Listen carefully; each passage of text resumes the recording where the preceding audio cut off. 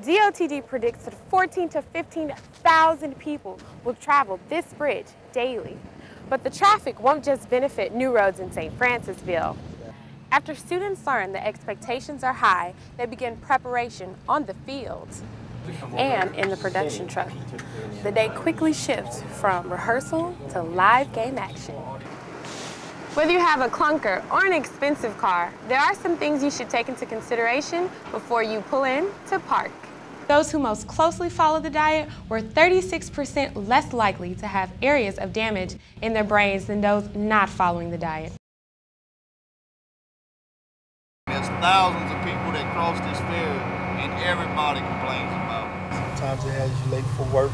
These are the frustrations of those who travel the ferry connecting St. Francisville and New Road. St. Francisville Mayor William DeQuilla explains that calling the ferry an inconvenience is an understatement. And it's a 75-mile round trip from New Road to St. Francisville when the ferry is not running. When the ferry is running, it's a 7-mile trip.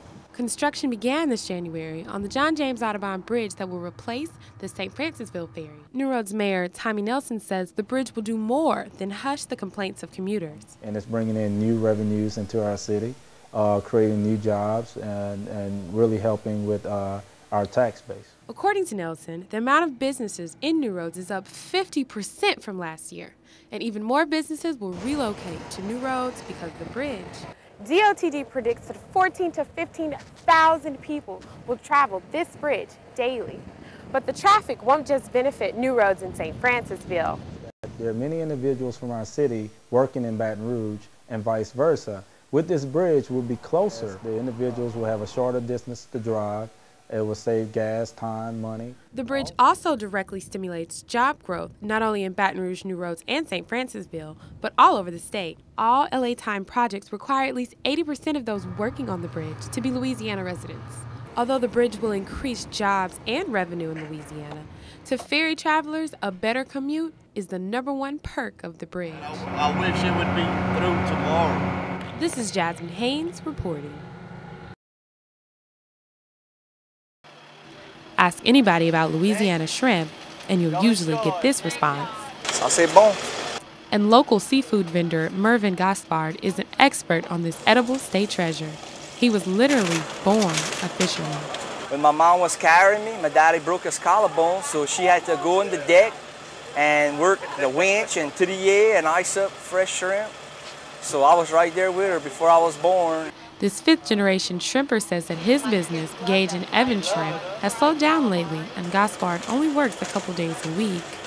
Due to free trade and other issues in our industry, our prices dropped to rock bottom, where shrimpers can't afford to sell at the docks no more to buy fuel and ice to go back out. Within a year, the price of local shrimp has dropped from $3 to less than $1 per pound, while Louisiana is #1 in producing domestic shrimp. According to the USDA, 90% of shrimp eaten in the U.S. are imports.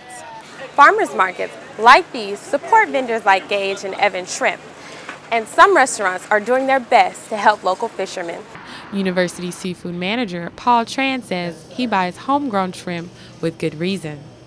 When you own a restaurant, you want the best quality for your customers, and that's why I use Louisiana Gulf shrimp. While foreign shrimp can be cheaper than domestic, Tran also fears that imports contain chemicals and don't go through enough testing.